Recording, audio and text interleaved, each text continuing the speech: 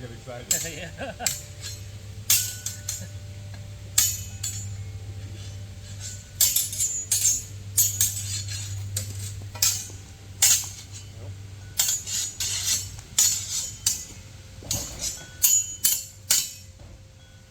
So now we've done quite a bit of work here. We've played our initial drill, how to take a strong position and maintain it through constant motion of our training partner, how to flee from strong pressure to retake on the other side against our opponent's new weakness as they create it, how to use feeling to give just as much back as we're getting.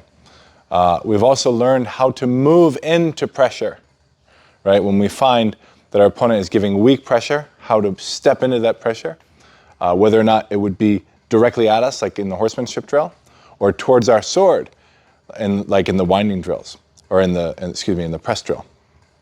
Now it's time to put it all together and add a third dimension, or probably the most important dimension of all of fencing. When to know that your position is insufficient. It's tactically disadvantageous to maintain such a position. The only correct response in those moments is to withdraw from the fight. So I can't tell you how many times that I've seen in contest, and whether or not it would be in competition at the highest level, or in free play in local sparring groups or local schools, that the only reason that the person got hit was because they stayed in the pocket for too long in a disadvantageous position.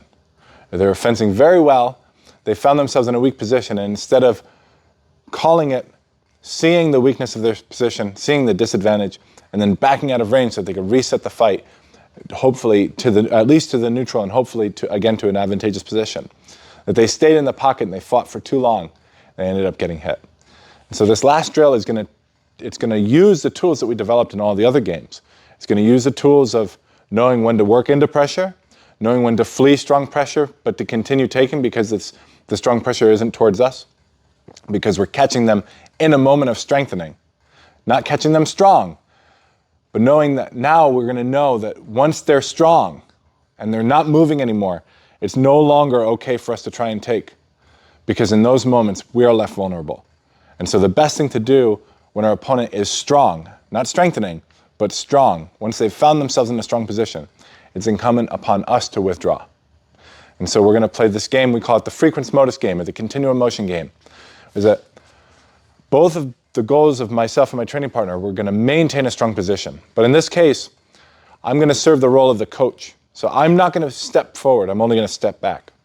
But I'm only going to step back when my opponent, when my training partner, achieves a sufficiently strong position to push me back in a way that where I'm so weak that if I don't withdraw, then I have the potential of getting hit. Alternatively, my opponent can step forward and back, so he can push me if he has a strong position. But if he doesn't have a strong position, he has to recognize that he's weak and vulnerable, and therefore he needs to withdraw. So neither of us are looking to hit in these moments. We're looking to just maintain. So this isn't a knock-rising drill. There are knock-rising versions of this drill. But we're primarily concerned with taking in this drill and then using our strength to push our opponent back. So the basic premise of the goal, or basic premise of the game is, if my opponent has inside position, then it's for him to push me back. And as he's pushing me back, I need to step back faster than he pushes so that I can retake. So I can reset to the neutral, find myself in the Sufechten with enough time to weaken and then strengthen upon his sword. So my opponent is going to try and get that strong position, and once he has it, he's going to push me back. So.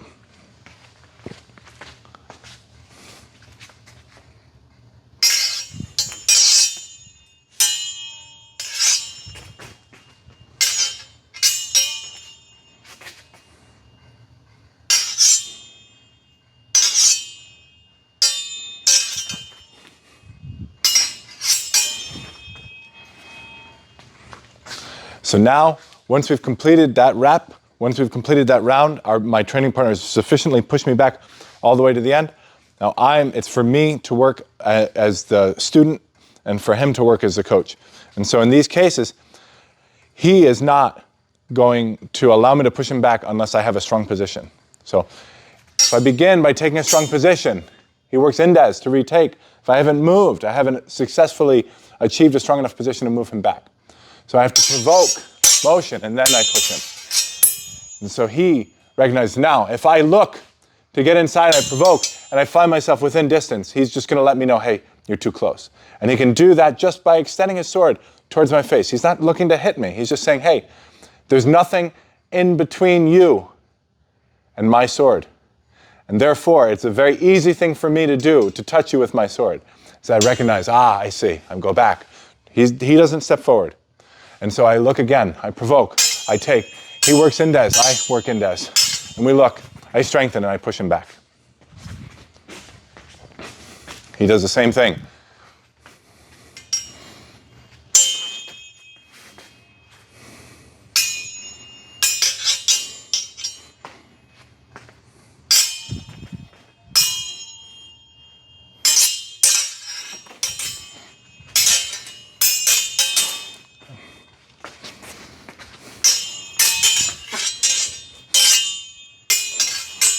You don't need to move back. What do you do? Say, hey, right? Okay.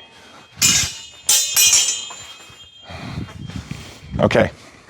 So in this way, we can drill both, knowing when it's appropriate to advance with a strong position, when I have the opponent on the back foot, when I have good structure behind my sword, that I'm keeping myself safe from his sword because I've closed the opening. I've put my sword in between his sword and me. And so it's safe for me to walk forward.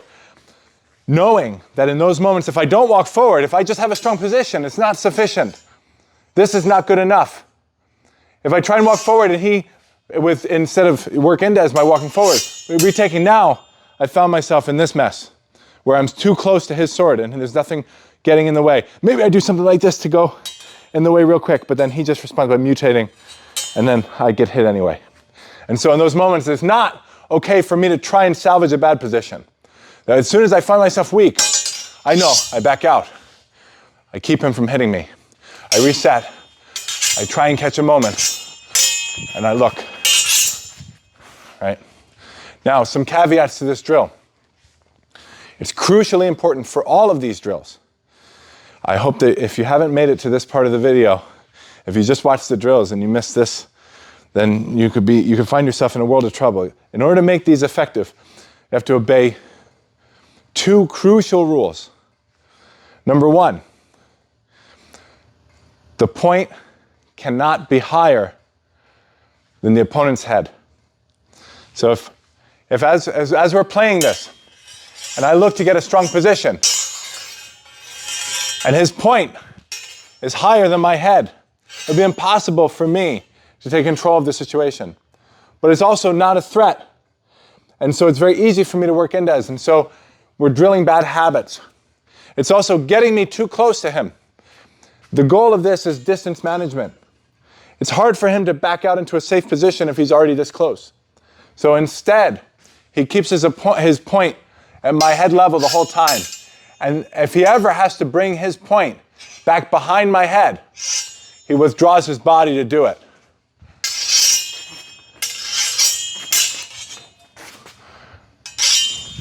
Right, so we keep our point no higher than our opponent's head. The second thing is we keep our hilt at chest level.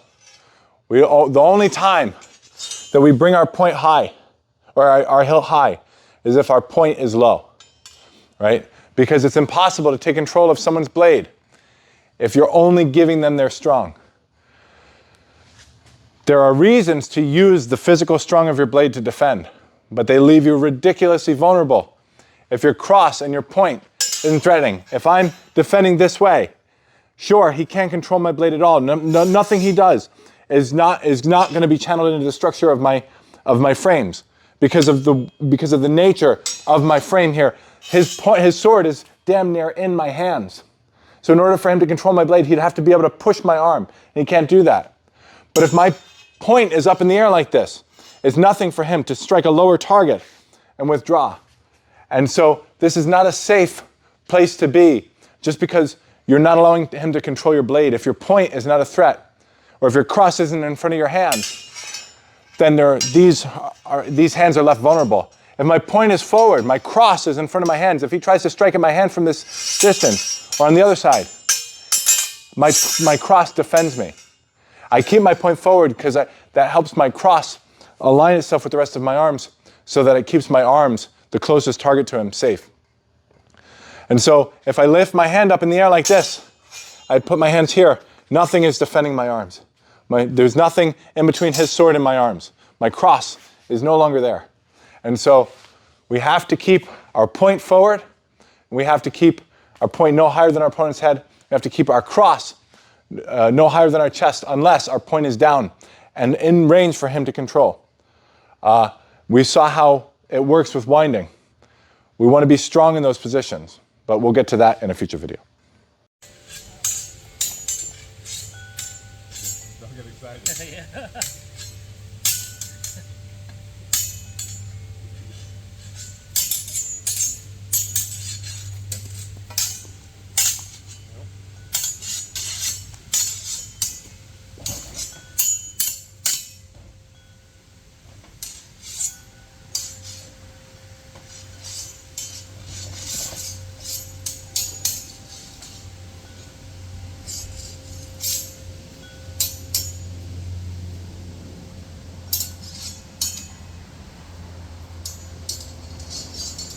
Yeah, that was good. Nice little wine there.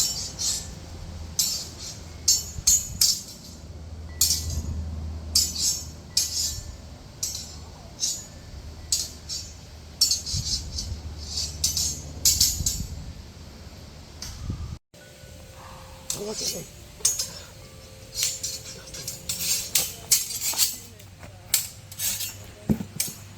You're gonna use your. If you're gonna do this, I'm gonna do this, right? I know. I mean, I'm trying not to. Yeah, no, it's cool. It's cool. I just need to. Otherwise, there's that little value in this. Thanks for watching Historical Fencing Channel content.